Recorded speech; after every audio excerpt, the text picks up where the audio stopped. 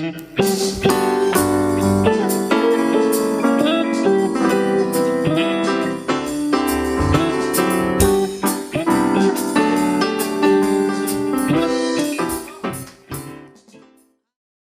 Tuhan, Shalom, selamat pagi Bapak Ibu yang dikasihi Tuhan. Kembali pada saat pagi hari ini, Tuhan berikan kesempatan bagi kita untuk kita boleh bersama-sama beribadah kepada Tuhan. Kita yakin dan percaya kasih Tuhan, pemeliharaan Tuhan ajaib bagi setiap kehidupan kita. Kita boleh ada sampai pada saat ini itu karena kasih, kemurahan, kebaikan, pertolongan Tuhan yang ajaib bagi setiap kehidupan kita. Karena itu mari pada saat pagi hari ini, kita rindu datang ke hadirat Tuhan. Kita rindu memuji, memuliakan Allah kita, mengucap syukur buat setiap kasih Tuhan, buat setiap rencana Tuhan yang luar biasa dalam kehidupan kita. Mari pada saat pagi hari ini kita datang kepada Dia. Tuhan, kami mohon kepadamu Bapa, sucikan, kuduskan setiap hati kami Yesus. Seperti wanita yang datang mengurapi Engkau, itulah hati yang kami bawa pada saat ini ke dalam hadirat Tuhan. Itulah hati kami Yesus, untuk kami datang menghampiri Engkau dengan segenap hati kami Tuhan. Haleluya Yesus. Haleluya Tuhan. Haleluya Yesus. Seperti wanita yang datang mengurapi-Mu Yesus.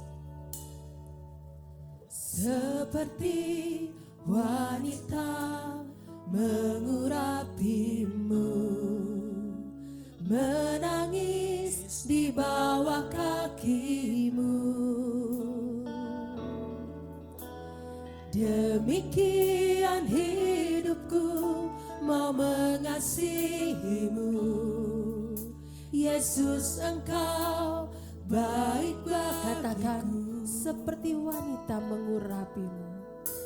Seperti wanita mengurapi, Menangis di bawah kaki-Mu. menangis di bawah kaki-Mu. Demikian hidupku mau mengasihi-Mu. Yesus, Engkau baik bagiku. Sampai akhir ku menutup mata, ku tetap setia menanti janji-Mu. Sampai ku dapatkan mahkota kehidupanku, ku tetap setia untuk melayani-Mu. Sembah Dia, katakan seperti wanita yang datang mengurapi-Mu Tuhan. Seperti wanita mengurapi, Menangis di bawah kaki-Mu Tuhan. menangis di bawah kaki-Mu. Demikian hidupku mau mengasihi-Mu. Yesus, Engkau baik bagiku. Sampai akhir ku menutup mata, ku tetap setia menanti janji-Mu. Sampai ku dapatkan mahkota kehidupanku, ku tetap setia untuk melayani sampai akhir. Sampai akhir ku menutup mata, ku tetap setia menanti janji-Mu. Sampai ku dapatkan mahkota kehidupanku, ku tetap setia untuk melayani-Mu. Sampai akhir ku menutup, ku tetap setia Tuhan, tetap setia menanti janji-Mu Tuhan. Sampai ku dapatkan mahkota kehidupanku,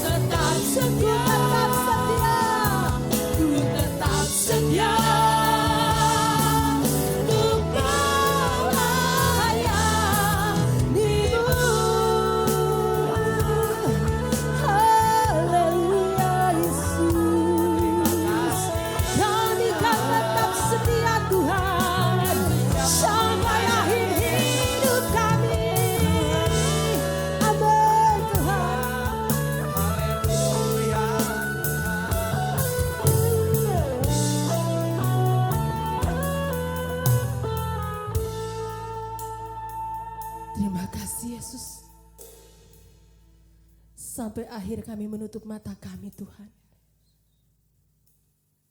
Sampai habis waktu yang Kau berikan bagi kami Yesus. Satu kerinduan kami rindu menyenangkan hati Engkau Yesus. Kami rindu setia dan setia di hadapan Engkau. Kami rindu menyenangkan hati-Mu Yesus. Sampai akhir kami menutup mata kami. Kami rindu setia dan taat di hadapan Engkau Bapa. Bapa yang baik. Bapa kami yang luar biasa dahsyat. Kami mengucap syukur kepadamu Tuhan. Karena kasih-Mu luar biasa nyata bagi setiap kami. Pada pagi hari ini Tuhan, kami datang menghampiri Engkau. Kami datang menghadap hadirat Engkau Yesus. Karena kami yakin dan percaya kuasa-Mu nyata bagi setiap kami. Kuasa-Mu dahsyat bagi setiap kami Tuhan. Terima kasih Yesus karena Engkau Allah kami yang setia bagi kami. Karena Engkau Yesus ada buat kami dan selalu ada buat kami Bapa. Bapa yang baik, kuduskan setiap kehidupan kami. Layakkan kami untuk kami memuji menyembah Engkau. Dan urapi kami senantiasa dengan kuasa urapan-Mu Tuhan. Baik kami anak-anak-Mu yang melayani maupun kami yang beribadah di rumah kami masing-masing. Urapi kami senantiasa dengan kuasa urapan yang daripada Engkau. Terima kasih Tuhan, terima kasih. Kami bersyukur buat setiap apapun yang Tuhan lakukan dalam kehidupan kami.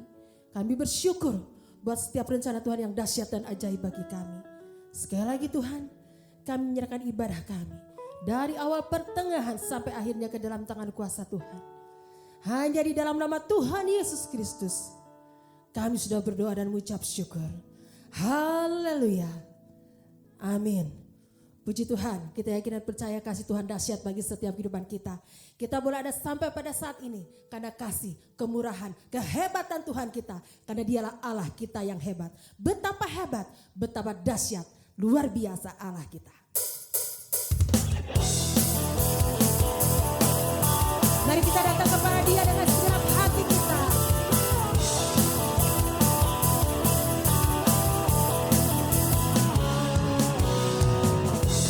Berkuasa di bumi di surga, bertahta dalam kemuliaan. Dialah Tuhan Allah kita, namanya berkuasa.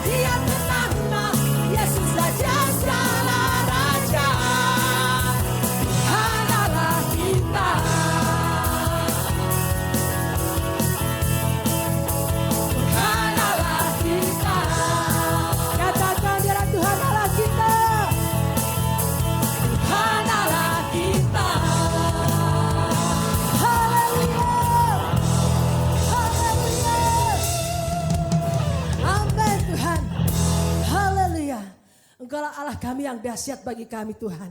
Engkaulah Allah kami yang hebat bagi setiap kami Tuhan. Dan kami yakin percaya bahwa Engkaulah Yesus kekuatan dalam kehidupan kami. Engkaulah Yesus yang menjadi sumber berkat pertolongan bagi kami. Karena itu Bapa, pada saat pagi hari ini kami datang menghampiri Engkau. Kami bawa hati kami Yesus. Kami bawa setiap kehidupan kami Tuhan. Untuk Engkau ubah, untuk Engkau bentuk sesuai dengan apa yang Tuhan mau dalam kehidupan kami Yesus. Haleluya Yesus. Haleluya Tuhan. Haleluya. Katakan sepenuh hati kita. Amin Yesus. Kekuatan di jiwaku,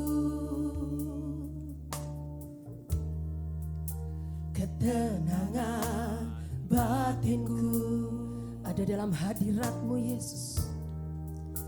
Ada dalam hadirat-Mu ku menyembah-Mu. Kami tersungkur di kaki-Mu Yesus. Amin Tuhan. Tersungkurku di kaki-Mu, rasakan hadirat-Mu. Rasakan hadirat-Mu. Takkan ku melepaskan-Mu Tuhan. Takkan ku melepaskan-Mu, Kau cahaya bagiku. Mengiringmu seumur hidupku, masuk dalam rencana-Mu Bapa. Pikiranku, kehendakku, ku serahkan padamu. Harapanku hanya di dalam-Mu. Ku kan teguh bersama-Mu Tuhan. Jadikanku bejana-Mu untuk memuliakan-Mu. Amin Yesus. Inilah hati kami Yesus. Haleluya. Katakan, kekuatan di jiwaku, kekuatan di jiwaku, ketenangan batinku ada dalam hadirat-Mu. Ku menyembah-Mu. Tersungkurku di kaki-Mu Tuhan. Tersungkurku di kaki. Rasakan hadirat-Mu Yesus. Rasakan hadirat-Mu. Takkan ku melepaskan-Mu Tuhan. Takkan ku melepaskan-Mu. Kau cahaya bagiku.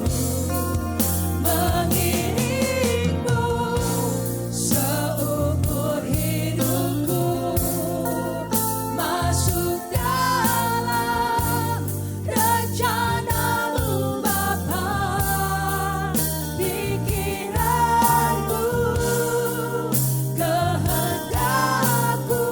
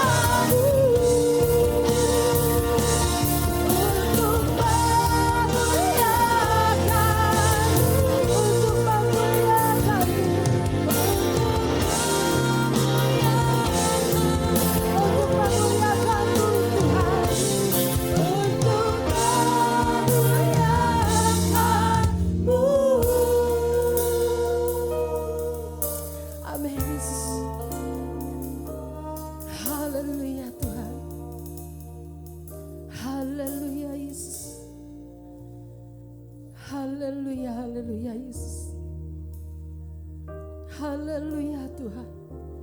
Terima kasih Yesus. Terima kasih Bapa. Kami yakin dan percaya Tuhan, Engkaulah sumber kekuatan dalam kehidupan kami. Kami yakin dan percaya Yesus, Engkaulah sumber pertolongan bagi kami. Kami yakin dan percaya Yesus, Engkaulah Yesus segalanya bagi kami Tuhan. Terima kasih Yesus, terima kasih. Ini hidup kami Tuhan. Ini hati kami Yesus yang kami bawa pada saat pagi hari ini ke dalam hadirat Engkau. Kami rindu akan Engkau Tuhan. Kami rindu akan Engkau Yesus, Allah sumber kekuatan dalam kehidupan kami. Kami rindu akan tuntunan-Mu Tuhan. Karena itu Bapa, kami yakin dan percaya firman Tuhan yang sebentar akan kami dengar pada saat ini Bapa. Kami yakin dan percaya itu adalah jawaban bagi setiap kami. Itu adalah kekuatan bagi setiap kami. Itulah pertolongan-Mu bagi setiap kami Bapa. Karena kami yakin dan percaya firman-Mu ya dan amin bagi setiap kami. Janji-Mu ya dan amin bagi setiap kami Tuhan. Kami yakin dan percaya firman-Mu tidak pernah berubah. Dahulu, sekarang, sampai selamanya firman-Mu ya dan amin bagi kami. Sanggup menolong setiap kehidupan kami Bapa. Terima kasih Bapa. Sekali lagi kuduskan setiap kehidupan kami. Dan urapi hamba-Mu yang akan menyampaikan firman Tuhan. Dan mampukan kami Yesus untuk kami boleh melakukan firman-Mu di dalam kehidupan kami setiap saat. Terima kasih Tuhan, terima kasih. Kami akan duduk diam mendengarkan firman-Mu. Hanya di dalam nama Tuhan Yesus Kristus kami sudah berdoa dan mengucap syukur. Haleluya. Amin. Salam sejahtera di dalam kasih Tuhan kita Yesus Kristus. Selamat pagi Bapak Ibu Saudara yang kekasih di dalam Tuhan dimanapun Anda berada. Kita mengucap syukur kepada Tuhan karena kita terus merasakan anugerah dan pertolongan Tuhan di dalam kita menjalani kehidupan kita sebagai orang-orang yang percaya kepada Tuhan Yesus Kristus di bawah kolong langit ini. Saya ingin membawa satu firman Tuhan buat kita semua, mengajarkan kepada kita bagaimana betapa pentingnya di dalam kita beriman kepada Tuhan, di dalam kita percaya kepada Tuhan Yesus Kristus. Penting sekali bagi kita untuk berakar di dalam Tuhan. Berakar itu artinya kita menyatu dengan Tuhan. Karena kalau dilihat kondisi akhir-akhir ini, tantangan itu tidak semakin mudah. Tetapi tantangan gereja Tuhan itu semakin tajam, semakin kuat, semakin kencang badai dan gelombang yang menghantam kehidupan kita sebagai orang yang percaya kepada Tuhan. Baik tantangan secara rohani, ada banyak pengajaran-pengajaran palsu, ada banyak pengajaran-pengajaran yang tidak sehat, maupun tantangan dalam bentuk daging kita, sakit penyakit, masalah ekonomi dan sebagainya. Itu semakin membuat kita kalam kabut menghadapi segala sesuatu. Mungkin di antara kita berpikir kita mau menyerah saja, tidak mau melanjutkan perjalanan ini. Kenapa? Karena kita belum berakar, belum kuat di dalam Tuhan. Karena itu melalui pengajaran firman Tuhan pada pagi hari ini, saya ingin mengajarkan kepada kita sebagai anak-anak Tuhan untuk betapa pentingnya kita berakar di dalam Tuhan. Karena itu mari kita mengawali firman Tuhan pada kesempatan ini. Kita akan sama-sama membaca firman Tuhan yang terambil dari surat Kolose pasal yang kedua ayat 6 dan 7. Kolose 2 ayat 6 dan 7.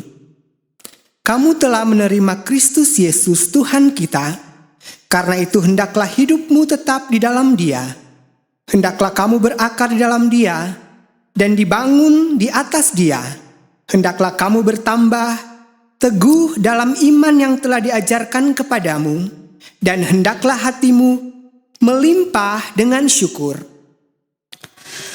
Dalam surat Rasul Paulus kepada jemaat di Kolose, dia menjelaskan atau menyurati jemaat di Kolose dengan kata-kata demikian. Kamu telah menerima Kristus Yesus Tuhan kita. Karena itu hendaklah hidupmu tetap di dalam Dia, hendaklah kamu berakar di dalam Dia. Saya mengambil satu bagian firman Tuhan dari surat Rasul Paulus kepada jemaat di Kolose adalah tentang kata berakar di dalam Dia. Artinya ayat ini menjelaskan bahwa Rasul Paulus sedang mau mendorong atau terus mendorong kehidupan kita untuk betapa pentingnya kita berakar di dalam Tuhan. Pertanyaannya, mengapa demikian penting kita harus berakar di dalam Tuhan? Di sini kita harus mempelajarinya bahwa kekristenan itu tidak hanya sebatas pengetahuan teologi kita tentang Tuhan. Kekristenan itu tidak hanya sebatas retorika saja. Pengetahuan, kemampuan intelektual kita tentang firman Tuhan. Tetapi kekristenan itu berbicara tentang bertumbuh dan berakar di dalam Tuhan, menyatu di dalam panggilan Kristus. Kalau berbicara tentang pengetahuan, kekristenan hanya sebatas pengetahuan saja. Tidak kurang orang pintar mengerti tentang firman Tuhan. Ada begitu banyak orang yang sangat paham, sangat pintar, sangat cerdas di dalam hal firman Tuhan. Bahkan kalau diajak berdebat, mungkin dia sudah menghafal isi-isi Alkitab. Tetapi kekristenan itu tidak bisa dibangun hanya dalam batasan atau bingkai kita pintar di dalam hal firman Tuhan. Makanya ada banyak orang yang terjebak. Karena terlalu pintarnya mereka berdebat satu dengan yang lain, akhirnya mereka tidak mengerti esensi dari firman Tuhan yang sesungguhnya. Hanya berputar-putar pada debat kusir saja. Mempertanyakan tentang Allah, mempertanyakan tentang Yesus, mempertanyakan tentang Roh Kudus, mempertanyakan tentang keselamatan, berdebat tentang ini dan itu. Tidak salah, kita harus banyak mengerti tentang firman Tuhan. Itu penting. Karena itu kita harus banyak belajar firman Tuhan. Baca Alkitab, pelajari firman Tuhan. Di gereja kita dengarkan khotbah dengan baik untuk menambah ilmu pengetahuan. Tetapi kekristenan yang sebenarnya itu tidak hanya pada sebatas kita tahu, kita mengerti, kita pintar soal itu. Tetapi yang penting adalah bagaimana kehidupan kita dapat berakar di dalam Tuhan.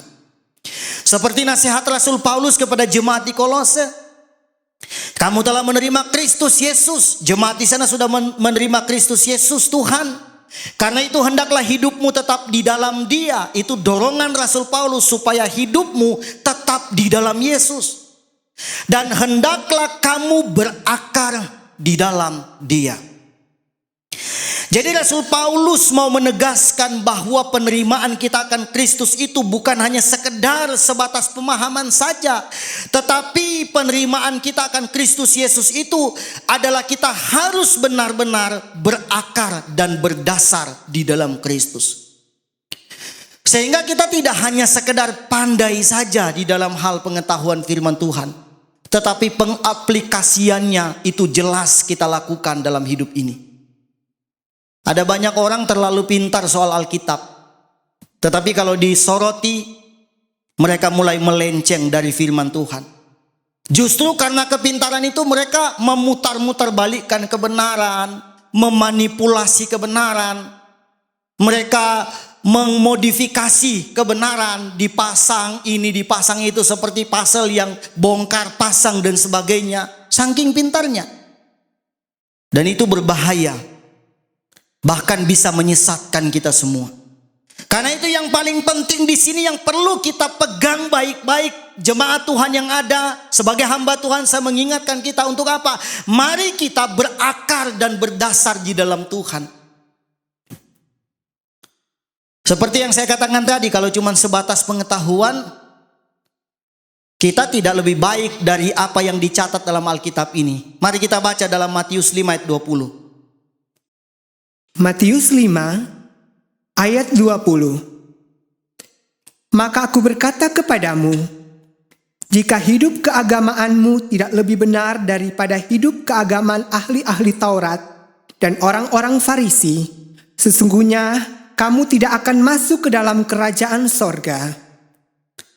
Ini firman Tuhan ini tajam bagaikan silet yang bisa menyayat kita, bagi kita yang merasa pintar. Kita yang selalu merasa kita yang paling cerdas, yang paling hebat, paling mengerti firman Tuhan. Firman Tuhan mengatakan di dalam Matius pasal 5 ayat yang ke-20, maka aku berkata kepadamu, jika hidup keagamaanmu tidak lebih benar daripada hidup keagamaan ahli-ahli Taurat dan orang-orang Farisi, dengarkan baik-baik, sesungguhnya kamu tidak akan masuk ke dalam kerajaan surga. Maksudnya begini, kalau kita mau bicara tentang kepintaran, tentang firman Tuhan, kita tidak jauh lebih pintar dari ahli Taurat dan orang Farisi. Siapa ahli Taurat ini? Ahli Taurat ini adalah orang-orang yang begitu paham tentang hukum Taurat. Mereka itu adalah orang-orang yang sudah sangat mengerti tentang hukum Taurat, ahli Taurat. Orang Farisi adalah apa? Mereka adalah pemimpin-pemimpin agama, imam-imam yang sudah mengerti dengan jelas sekali tentang hukum Taurat. Bahkan mereka sangat hafal dengan hukum Taurat. Kita mungkin tidak menghafal lebih dari 20 ayat. Kalau ditanyakan ayat ini ayat itu, kita hafal tidak lebih dari 20. Bahkan bisa turun jauh di bawah 20. Kalau ahli Taurat dan orang Farisi ini memang mereka sudah khatam terhadap hukum Taurat. Tapi firman Tuhan mengatakan kalau kerohanian kita tidak jauh lebih baik, keagamaan kita tidak jauh lebih baik daripada mereka, mereka yang menjadi standar civilisasi Alkitab, mereka yang menjadi standar firman Tuhan tentang pengetahuan, kalau kita tidak lebih baik daripada mereka, jangan harap masuk surga. Ini kata firman Tuhan. Artinya kalau kekristenan hanya didasarkan pada pengetahuan saja, hati-hati. Hati-hati. Jangan sok pintar di dalam kehidupan rohani atau secara Alkitab. Kita menjadi seperti orang sombong begitu. Yang paling penting kembali pada firman Tuhan tadi adalah apa? Bagaimana kehidupan kita dapat berakar di dalam Tuhan. Bukan hanya sekedar pengetahuan, tapi bagaimana kita mau menyatu dengan panggilan Kristus. Apa yang dimaksud dengan berakar? Hendaklah hidupmu berakar. Mari kita lihat dua ayat yang sama. Yang pertama di dalam Efesus 4 ayat yang ke-1. Efesus 4 ayat yang ke-1. Kemudian kita baca di dalam Filipi 1 ayat yang ke-27. Efesus 4 ayat 1. Sebab itu aku menasihatkan kamu, aku orang yang dipenjarakan karena Tuhan, supaya hidupmu sebagai orang-orang yang telah dipanggil berpadanan dengan panggilan itu. Filipi 1 ayat 27. Hanya hendaklah hidupmu berpadanan dengan Injil Kristus, supaya apabila aku datang aku melihat, dan apabila aku tidak datang aku mendengar, bahwa kamu teguh berdiri dalam satu roh, dan sehati sejiwa berjuang untuk iman yang timbul dari berita Injil. Bapak Ibu, dari kedua ayat yang sudah dibacakan pada kesempatan ini, Efesus 4 ayat 1 dan Filipi 1 ayat 27, memberikan nilai yang sama, yaitu berbicara tentang hidup berpadanan dengan panggilan Kristus. Artinya ini memiliki struktur rohani yang kokoh. Jadi kalau kita ingin memiliki struktur rohani yang kokoh, maka hidup kita harus berpadanan dengan panggilan itu. Itu yang dimaksud dengan berakar di dalam Tuhan. Berakar artinya kita hidup berpadanan. memiliki keseimbangan, kesetaraan, kesamaan dengan panggilan Kristus. Bukan hanya sekedar pengetahuan saja, tetapi bagaimana kehidupan kita benar-benar sama di dalam panggilan itu. Kalau kehidupan kita setiap hari semakin sama di dalam panggilan itu, maka saya percaya kita tidak akan menjadi orang yang sombong lagi dalam hidup ini. Kita tidak akan lagi berpikir tentang dosa.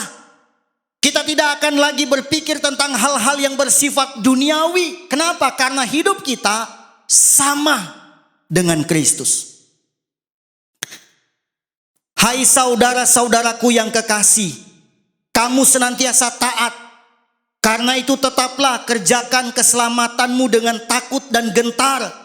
Bukan saja seperti waktu aku masih hadir, tetapi terlebih pula sekarang waktu aku tidak hadir. Itu di dalam Filipi 2 ayat 12. Rasul Paulus juga mengingatkan kepada kita untuk mengerjakan keselamatan.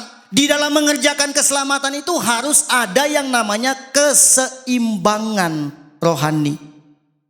Itu yang dimaksud dengan berakar dan berdasar di dalam Tuhan.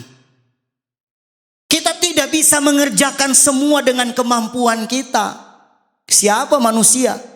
Kita harus menyatu di dalam panggilan itu. Berpadanan di dalam panggilan Kristus. Itu yang dimaksud dengan apa? Berakar di dalam Tuhan. Nah, pertanyaannya adalah apa fungsi akar? Orang berpikir kita berakar di dalam Tuhan. Kenapa harus berakar di dalam Tuhan? Apa fungsi akar? Saya mencatat di sini ada 3 fungsi akar. Yang pertama adalah akar itu menyerap air dan makanan. Coba kita lihat dalam Yeremia 17 ayat yang ke-8. Yeremia 17 ayat 8. Ia akan seperti pohon yang ditanam di tepi air, yang merambatkan akar-akarnya ke tepi batang air, dan yang tidak mengalami datangnya panas terik, yang daunnya tetap hijau, yang tidak kuat di dalam tahun kering, dan yang tidak berhenti menghasilkan buah. Dikatakan ia akan seperti pohon yang ditanam di tepi air, yang merambatkan akar-akarnya ke tepi batang air, dan yang tidak mengalami datangnya panas terik, yang daunnya tetap hijau, yang tidak khawatir dalam tahun kering, dan yang tidak berhenti menghasilkan buah. Kenapa pohon ini baik? Karena dia tumbuh di tepi air dan akarnya itu merambat sampai ke batang air. Jadi akar itu adalah fungsinya menyerap makanan, menyerap air sebagai minuman dari tanaman itu, dan mensuplaikan kepada pohon itu. Dalam kehidupan rohani, akar itu berfungsi untuk menyerap makanan, menyerap vitamin, menyerap minuman dari firman Tuhan, dan mensuplai ke dalam kehidupan tubuh rohani kita. Karena betapa pentingnya kita berakar di dalam Tuhan. Kekristenan tanpa berakar tidak akan tumbuh dengan baik, bahkan cenderung akan mengalami kematian. Kita harus berakar di dalam Tuhan. Tahun-tahun ini hidup kita rohani harus berakar di dalam Tuhan. Menghadapi tahun-tahun yang tidak mudah, yang suram, tahun-tahun yang kita tidak memprediksikan di 2018 atau 2019 awal. Kita tidak tahu ya kalau peristiwa ini akan terjadi di tahun 2020 awal. Walaupun tahun 2019 akhir sudah jadi di Wuhan, China, 2019 akhir. Kemudian masuk di Indonesia 2020 awal. Kita tidak pernah memprediksikan satu wabah, satu virus, satu penyakit yang akan menjalar ke seluruh manusia di muka bumi dan menghentikan segala macam bentuk aktivitas kita. Sehingga melemah semua, ekonomi melemah, kegiatan melemah semua, bahkan ibadah pun tidak bisa langsung. Ada beberapa yang sudah mulai langsung. Kalau kita belum, masih online. Kita tidak memprediksikan, dan itu mempengaruhi tentang kehidupan rohani. Kalau kita tidak berakar di dalam Tuhan, saya khawatir akan mengalami kematian rohani. Tahun ini tahun tantangan yang begitu luar biasa bagi kita sebagai jemaat Tuhan. Tidak ada jalan lain. Sebagai hamba Tuhan saya mengingatkan kita, tidak ada jalan lain selain mari kita berakar di dalam Tuhan. Bagaimana supaya kita bisa bertumbuh? Katakanlah tahun ini adalah tahun teriknya matahari yang panas. Pohon itu harus tetap tumbuh. Pohon itu nggak boleh kering. Katakanlah begitu ya, tahun-tahun yang panasnya luar biasa. Secara rohani ya, itu pengertian saya.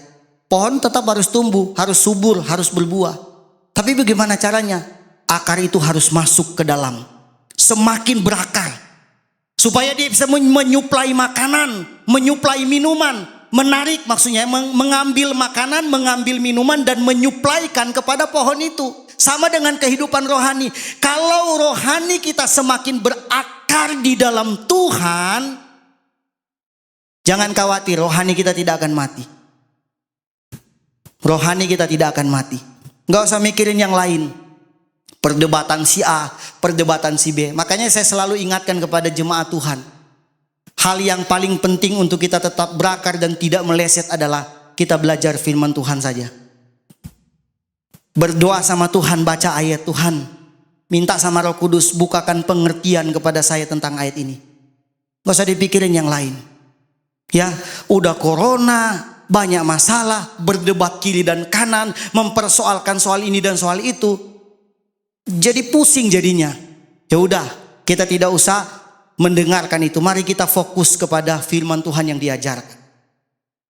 Berakar di dalam Tuhan. Fungsi akar apa tadi? Menyerap air, menyerap makanan untuk disuplaikan kepada tubuh rohani kita.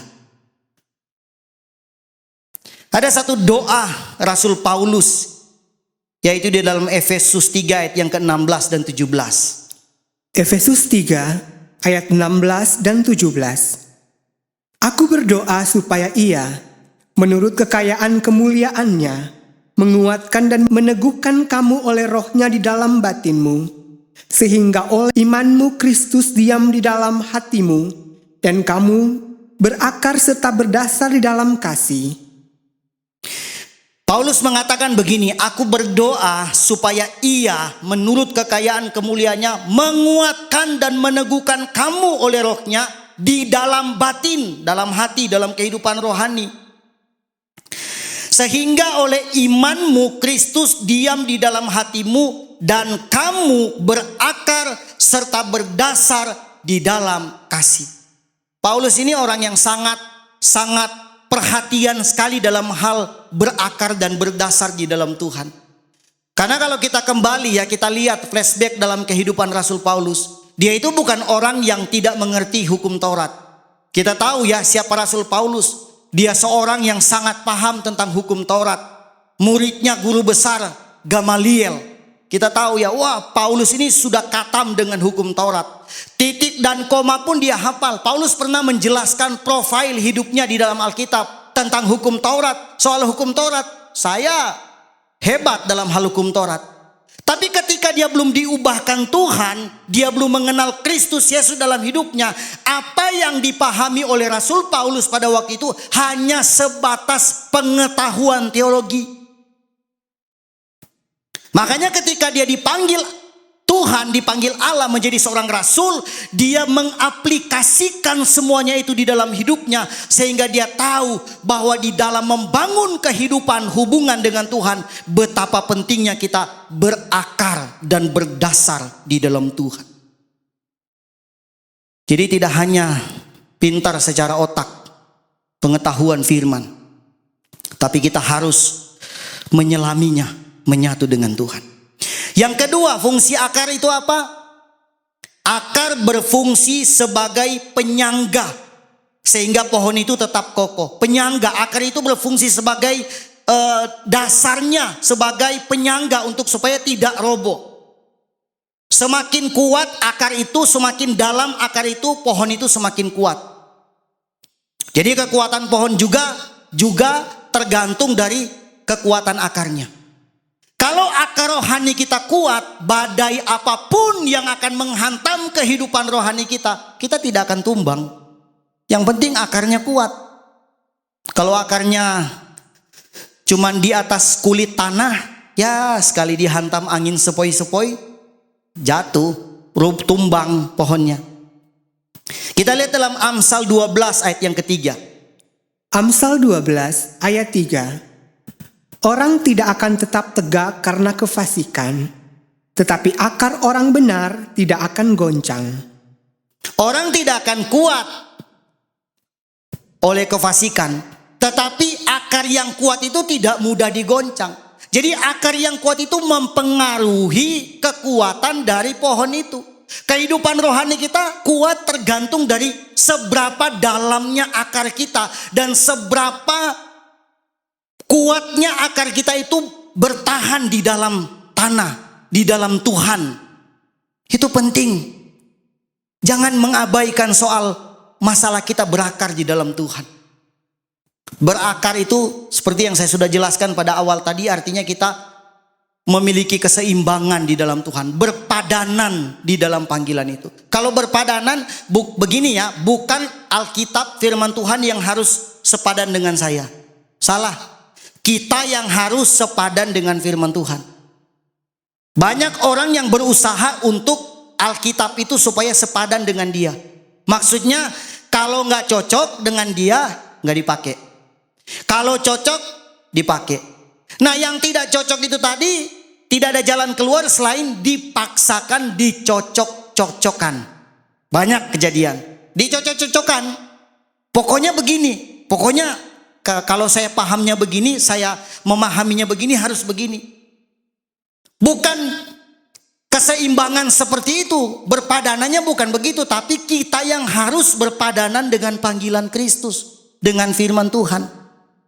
Itu penting ya. Berpadanan dengan firman. Kehidupan kita harus menyatu dengan firman Tuhan. Camkan baik-baik. Yang ketiga, terakhir. Berakar itu, fungsi akar itu adalah akar menentukan produktivitas dari pohon. Jadi kalau dia akar itu menyerap makanan, menyerap minuman, disuplaikan ke batang, ke ranting-rantingnya, maka pohon itu akan berbuah dengan baik. Jadi akar itu menentukan itu. Kita akan berbuah dengan baik kalau kita benar-benar berakar di dalam Tuhan. Coba kita baca di dalam Amsal 12 ayat yang ke-12. Amsal 12 ayat 12. Orang fasik mengingini jala orang jahat, tetapi akar orang benar mendatangkan hasil. Akar orang benar apa? Mendatangkan hasil. Jadi akar yang baik itu menghasilkan buah yang baik. Kita harus berakar. Karena itu menjadi penentu produktivitas kehidupan rohani. Tidak diukur dari seberapa kita pintar soal firman Tuhan. Sekali lagi kalau saya ulang-ulang tentang masalah kepintaran, kemudian kita berdebat seolah-olah kita paling hebat tentang firman Tuhan. Saking hebatnya nih ya, banyak saya lihat. Saking hebatnya firman Tuhan ditolak yang lain. Harus menurut dia. Jadi firman Tuhan yang salah nih. Alkitab nih salah nih. Penggunaan kata ini salah. Yang betulnya yang gini. Oh jadi dia yang pintar dari Alkitab. Ya kan? Banyak tuh yang begitu. Kalau menurut saya ini mah gak benar ini salah. Harusnya begini. Kenapa kita jadi atur firman Tuhan? Nah itu saking pintarnya. Yang betulnya adalah apa? Kita harus menerima firman Tuhan itu mau atau tidak mau. Titik. Gak ada jalan keluar. Kita mau atau tidak mau isi Alkitab itu harus diterima. Itulah firman Tuhan. Tentunya dengan penjelasan yang baik. Tidak juga disesat-sesatkan. Itu penting. Jadi berakar. Kalau kita berakar di dalam Tuhan maka kita berbuah dengan baik. Bagaimana supaya kita dapat berakar dengan baik? Nah ini pertanyaan penting ya. Kita tadi bertanya, kita harus berakar di dalam Tuhan. Apa fungsi akar? Sekarang kalau gitu bagaimana cara kita bisa berakar dengan baik? Kita baca ayat terakhir di dalam Injil Matius 13 ayat 1 sampai 8. Matius 13 ayat 1 sampai 8.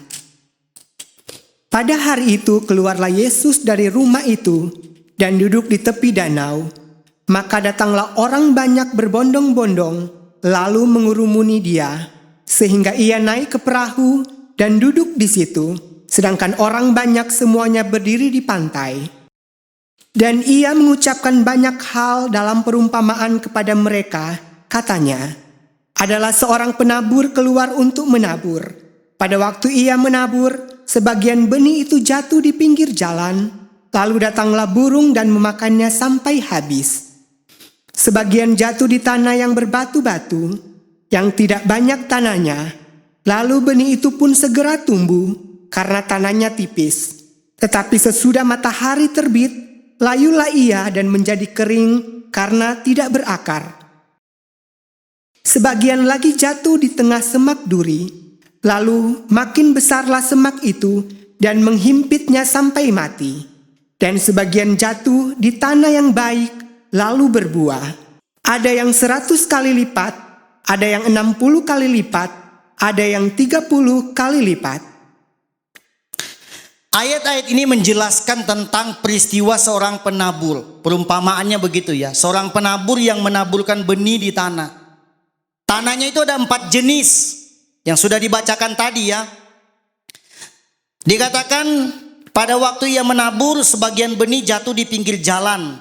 Lalu datanglah burung dan memakannya sampai habis. Sebagian jatuh di tanah yang berbatu-batu, yang tidak banyak tanahnya. Lalu benih itu pun segera tumbuh karena tanahnya tipis. Tetapi sesudah matahari terbit, layulah ia dan menjadi kering karena tidak berakar. Sebagian lagi jatuh di tengah semak duri. Lalu makin besarlah semak itu dan menghimpitnya sampai mati. Dan sebagian jatuh di tanah yang baik lalu berbuah. Ada yang 100 kali lipat, ada yang 60 kali lipat, ada yang 30 kali lipat. Jadi ada 4 jenis tanah. Nah, bagaimana kita bisa berakar dengan baik di dalam Tuhan? Tanah ini menggambarkan tentang hati manusia. Untuk supaya kita bisa berakar di dalam Tuhan, maka kita harus punya hati yang baik. Kalau hati kita jahat, hati kita licik, hati kita tidak menerima firman Tuhan dengan baik, hati kita gampang tersinggung oleh firman Tuhan lalu menolak firman Tuhan, tidak akan bertumbuh dengan baik. Kalau tidak bertumbuh firman Tuhan sebagai makanan rohani kita yang diserap oleh akar itu tadi, maka rohani kita tidak akan bertumbuh dengan baik. Jadi kalau kita mau berakar di dalam Tuhan, maka hati kita harus dibersihkan oleh Tuhan. Perhatikan baik-baik itu. Hati kita harus bersih, harus menerima. Hati kita harus tunduk terhadap firman Tuhan. Meskipun firman itu mungkin menyinggung perasaan kita. Kalau itu benar, kita harus terima. Maka dengan demikian kita menyerap makanan rohani itu. Firman Allah itu kita serap dengan baik. Rohani kita akan berakar dan bertumbuh dengan baik dan bahkan menghasilkan buah. Firman Tuhan mengatakan tadi ada 100 kali, 60 kali, 30 kali lipat. Itu akan kita dapatkan hasilnya. Jadi dari 30, 60 sampai 100 kali lipat akan kita terima dalam kehidupan kita. Berakar di dalam Tuhan. Tahun-tahun ini penting buat kita untuk semakin berakar. Karena ini ujian iman yang begitu luar biasa. Kalau kita tidak berakar dengan baik di dalam Tuhan, kita akan gampang terseret oleh berbagai macam tantangan, persoalan yang terjadi. Lepaskan semua perdebatan-perdebatan kita. Tinggalkan semuanya itu. Mari kita kembali kepada firman Tuhan. Back to the Bible. Kembali kepada firman Tuhan. Pahami firman Tuhan dengan baik. Pelajari firman Tuhan dengan baik. Buang semua hati dan pikiran yang licik, hati dan pikiran yang menolak firman Tuhan. Kita kembali kepada firman Tuhan. Dan yang paling penting, jangan lupa libatkan Roh Kudus sebagai pribadinya Allah dalam kehidupan kita. Jangan berdebat. Jangan terbawa oleh berbagai macam hal yang lain. Mari kita berakar di dalam Tuhan. Saya percaya Roh Kudus akan membantu kita untuk berjalan di tengah dunia itu. Karena itu peranannya dia sebagai penolong dalam kehidupan kita. Jemaat di Gereja Keluarga Tabernakal, ayo mari kita kembali kepada firman Tuhan yang benar. Baca Alkitabmu, Minta Roh Kudus tuntun Tuhan, saya mau pelajari firman Tuhan ini. Saya mau bertumbuh dan berakar dan bertumbuh di dalam Tuhan, bahkan menghasilkan buah yang baik. Tuhan tolong saya. Kejujuran hati kita di hadapan Tuhan, kejujuran hati kita di hadapan Roh Kudus akan membuat Dia menolong dan mengubah kehidupan kita. Tetap berakar di dalam Tuhan. Kiranya melalui firman Tuhan ini kita semua diberkati oleh Tuhan. Amin. Mari kita akan menyanyikan satu lagu arti kehadiran-Mu Tuhan.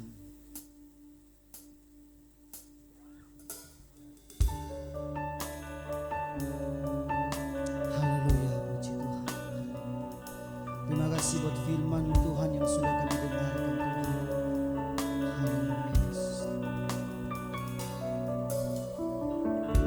Jalanmu tak terselami oleh setiap hati kami, namun satu hal yang ku percaya,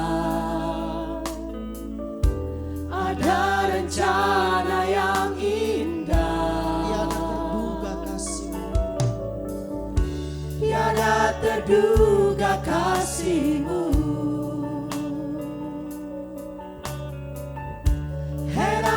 Besar bagiku arti kehadiran-Mu selalu nyata di dalam hidupku. Penyertaan-Mu sempurna, ancaman-Mu penuh damai, aman dan sejahtera.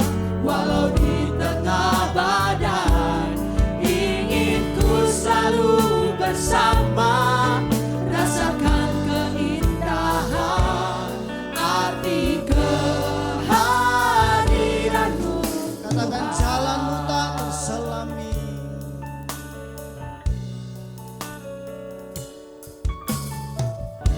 Jalan-Mu tak terselami oleh setiap hati kami, Namun satu hal yang ku percaya Tuhan, namun satu hal yang ku percaya, ada rencana-Mu yang indah bagi kami. ada rencana yang indah, tiada terduga kasih-Mu. Heran dan besar bagiku arti kehadiran-Mu selalu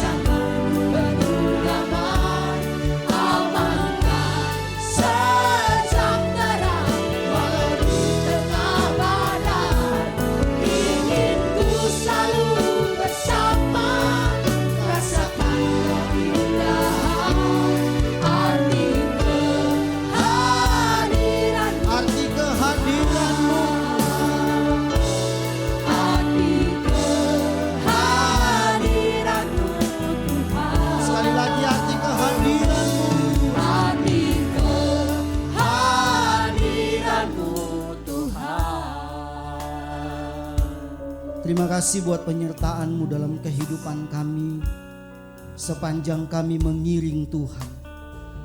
Kami tahu Tuhan, kami selalu diperhadapkan dengan pergumulan dan persoalan.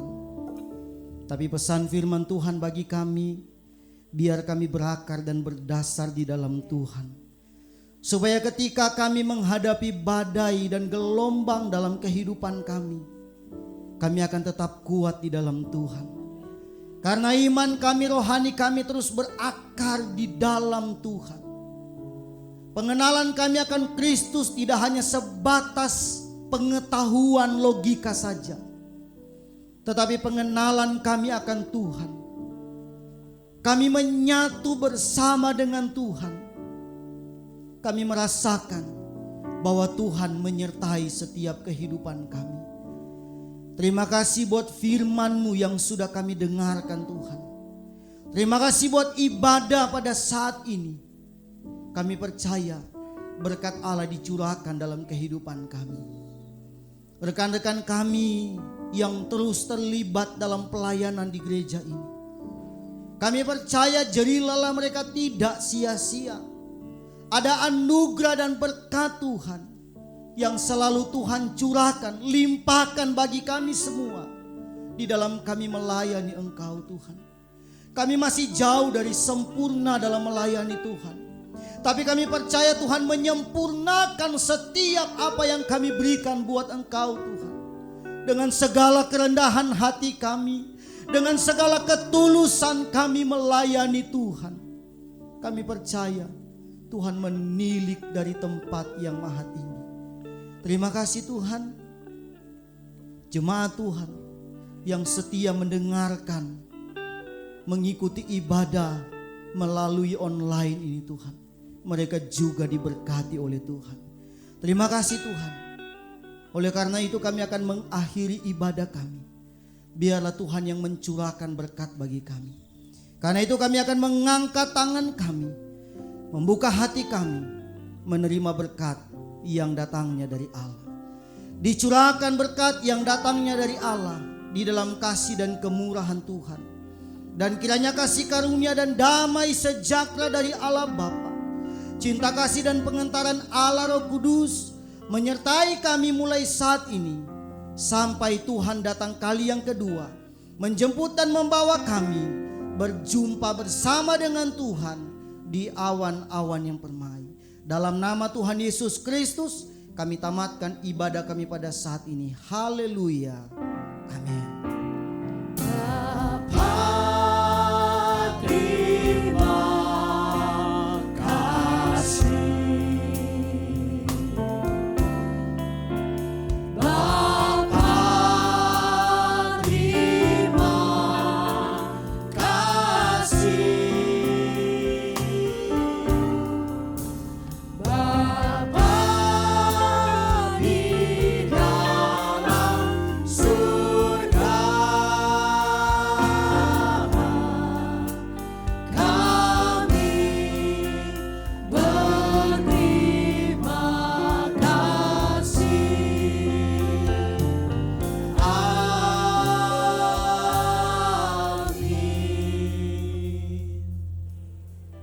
Shalom semua, saatnya kita mau menyimak kegiatan Gereja Keluarga Tabernakel Induk Bandung untuk 1 minggu ke depan.